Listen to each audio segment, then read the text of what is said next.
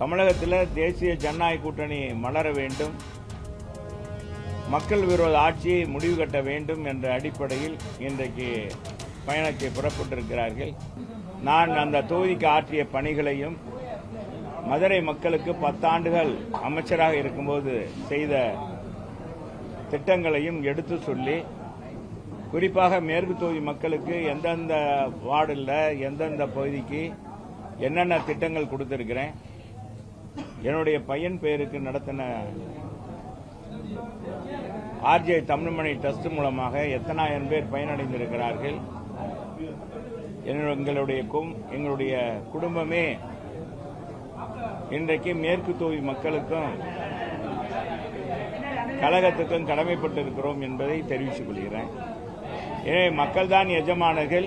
மக்களை நம்பி களத்தில் என்னை நிறுத்திருக்கிற பொதுச் செயலாளருக்கு மீண்டும் நன்றி தெரிவிச்சுக்கிறேன். சொல்லுங்க, என்ன வேணும்? திமுக கூட்டணியில மதிமுக நாங்க சிரித்து கொண்டே அழுகிறோம், நாங்க எதிர்பார்த்த தொகுதிகளை கொடுக்கல அப்படின்ற மாதிரி மதிமுக சார்பில் செய்தியாளர் சந்திப்புல பேட்டியா சொல்லிட்டாங்க.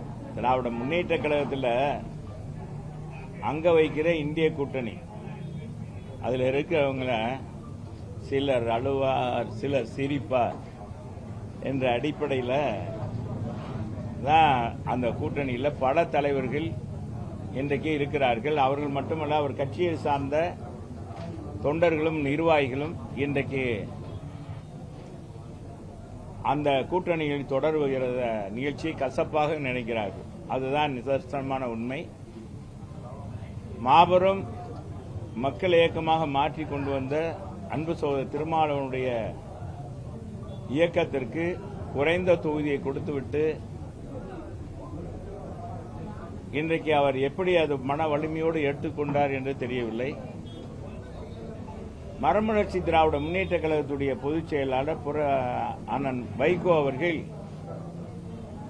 2011 எங்க அம்மா அவர்கள் அழைத்து 19 தொகுதியில் கொடுக்கின்ற போது 19 தொகுதியில் கொடுக்கிறோம் அப்படின்னு சொல்லியும் கூட அவர் கேட்க மாட்டேன்றார். மிக கோபமாக பேசி சென்றவர் தான் வைகோ. இன்றைக்கு அந்த கட்சியில் இருக்கிற தலைவர்களும் நிர்வாகிகளும் நொந்து போயிருக்கிறார்கள். அதான் எல்லா பேருமே அப்படிதான். இப்ப வாழ்வுரிமை இயக்கத்தினுடைய தலைவர் அன்பு சகோதரர், அதனுடைய நிறுவன தலைவரும் இன்னைக்கு அந்த கூட்டணியிலிருந்து விலகி இன்றைக்கு நான் தேர்தலிலே போட்டியிடலை என்ற ஒரு விரக்தியோடு அறிவிக்கின்ற காட்சியை தான் பார்க்கிறோம். ஆனால் இதுக்கு நேர்மாறாக தேசிய ஜனநாயக கூட்டணியில் அங்க வைக்கின்ற கட்சிகள் அத்தனை பேருமே எங்களுடைய தலைமை கழகத்தில் மகிழ்ச்சியோடு அந்த ஒப்பந்தத்தை ஏற்றுக்கொண்டு தமிழகத்தில் தேசிய ஜனநாயக கூட்டணி மலர வேண்டும், மக்கள் விரோத ஆட்சியை முடிவு கட்ட வேண்டும் என்ற அடிப்படையில் இன்றைக்கு பயணத்தை புறப்பட்டிருக்கிறார்கள். நேற்றைய தினமே எங்கள் பொதுச் செயலாளர் நம்முடைய மயிலாப்பூர்ல பிரச்சாரத்தை தொடங்கிவிட்டார் என்பதையும் தெரிவித்துக் கொள்கிறேன்.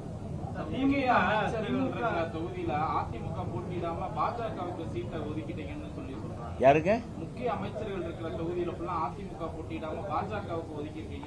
அது மாதிரி 14 தொகுதிகள்ல 14 அமைச்சர் தொகுதியில அதிமுக கண்டெஸ்டே பண்ணல சார், என்ன காரணம்?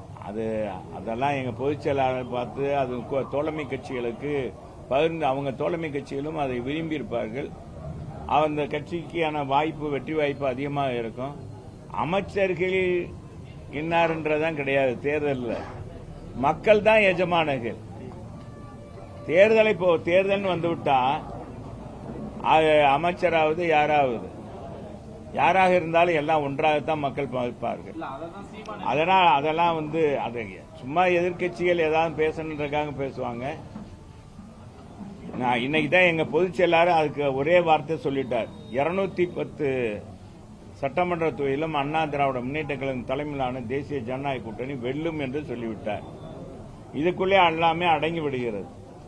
எனவே நீங்க கேட்கிற கேள்விக்கெல்லாம் அதிலே அர்த்தம் இருக்கிறது என்பதை தெரிவித்தார்.